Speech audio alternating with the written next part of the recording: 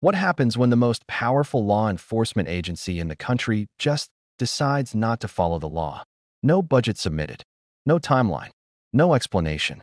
That's exactly what happened in a stunning exchange between Senator Patty Murray and FBI Director Kash Patel. It wasn't just awkward, it was alarming. A $10.7 billion taxpayer-funded budget, legally required to be disclosed, was simply missing. And when Congress asked why, they got nothing but silence, shrugs, and excuses. This isn't about a clerical error. It's about something much deeper. Thank you very much, Chair Moran. It's good to work with you and Ranking Member Van Hollen in this new position, so look forward to both of you and the work on this committee. You know, the FBI does really crucial work to keep our nation safe, whether it's stopping criminal organizations or domestic terrorists, protects our nation's secrets, it prevents cyber attacks, keeps our children safe from harm, and a lot more. So this is really sober work with extremely high stakes.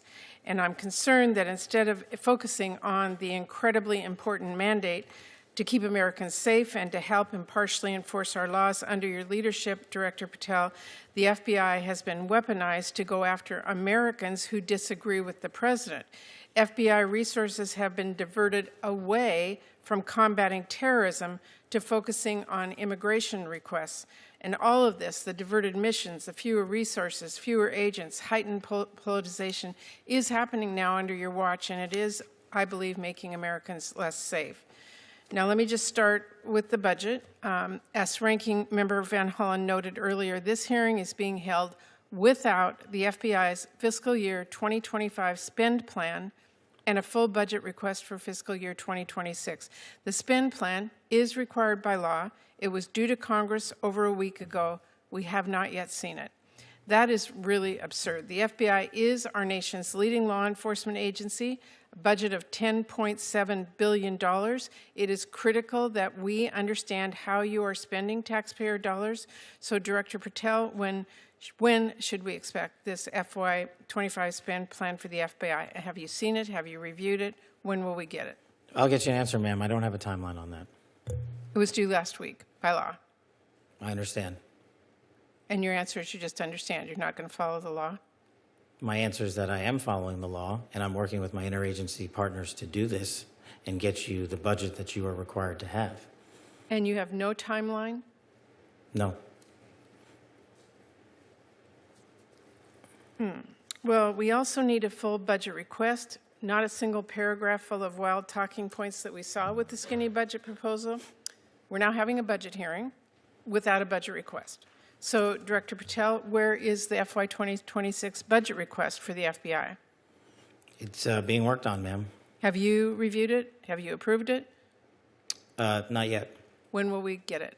As soon as I can get it from my interagency partners and get it approved. 6 months from now? I don't know, ma'am. I'm not going Well, to make how up a do timeline. we as Congress do our budget and our work without that request and without the spend plan? Well, ma'am, I'm here. I'm don't doing the care. best I can. I can't make up answers. I'm going to commit to you to work on getting you the information you need.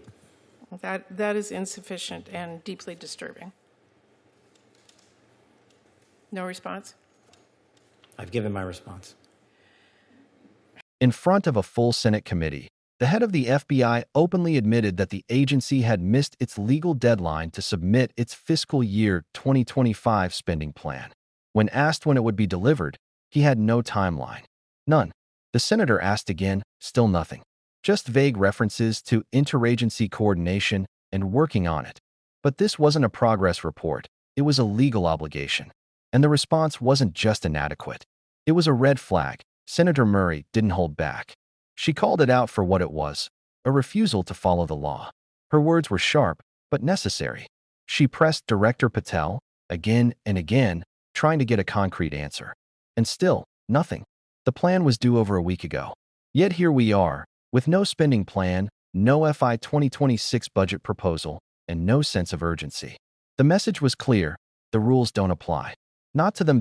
So, let's ask the real question. What's actually going on at the FBI? Because here's where it gets even more serious.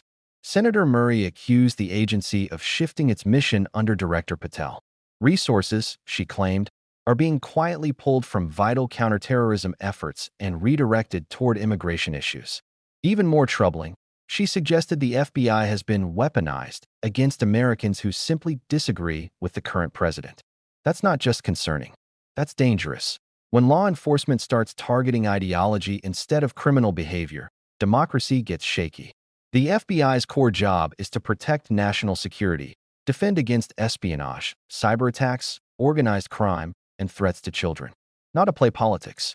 But if even part of this is true, if FBI resources are being rerouted for political reasons, it would represent a massive breach of public trust. And yet, we're not getting answers. Not from the FBI, not from the administration, just silence. And that silence? It's deafening. Director Patel didn't even try to offer a real explanation. He didn't say the plan was delayed for national security reasons. He didn't argue for redactions or sensitive disclosures. He didn't even pretend to be transparent. He just said, over and over, that he didn't know when the budget would be ready. When asked if it could take 6 months, his response, "I don't know." That's not leadership. That's evasion. That, let's be clear, this isn't just bureaucracy. It's oversight. Congress has the power and the duty to review how our tax dollars are spent, especially when we're talking about a $10.7 billion agency with enormous surveillance capabilities and almost unchecked federal reach. Without the spending plan, Congress is essentially operating blind. They can't analyze where money's being spent, which programs are being expanded, or what priorities are quietly falling off the table. And maybe that's the point, because here's the real kicker. Some reports, and plenty of concerned voices, are pointing to a pattern. It's not just this one document that's late. It's not just one agency that's dragging its feet. There's growing speculation that this administration is leaning more and more into secrecy. Less transparency, less accountability. And agencies like the FBI, they're starting to reflect that same attitude. Now, to be clear, we're not making claims we can't back up, but the patterns are hard to ignore. Missed deadlines, dodge questions, stonewalling, and an attitude that oversight is optional. It's been said that a government that hides its processes is a government that cannot be trusted. So, if the FBI won't even submit its legally required budget plan, what else are they not telling us? It's not paranoia. It's not partisanship. It's about responsibility. The FBI is not some small agency buried in the federal machine. It's the front line of our internal security. It monitors threats. It makes arrests. It protects and prosecutes. It also has the power to surveil American citizens, and that power, unchecked, can be abused. If they can ignore a basic legal requirement in front of Congress, under oath, with the cameras rolling, what happens when the cameras are off? That's the question. And it's not just theoretical. Because every day this agency operates without accountability, the system weakens. Trust erodes. And we, the public, are left in the dark. Senator Murray saw it in real time. She sat in that hearing, asking clear questions and getting no answers. That moment wasn't just a bureaucratic fumble. It was a warning sign. An agency this powerful, this secretive, refusing to comply with the law is not just a political problem. It's a constitutional one. So, the next time someone tells you the system is working, ask them this. How would we even know? And if the FBI won't comply with Congress, who, if anyone, is holding them accountable? If you found this video eye-opening, share it, comment your thoughts below, and don't forget to subscribe. The more people who demand answers, the harder it is for silence to win.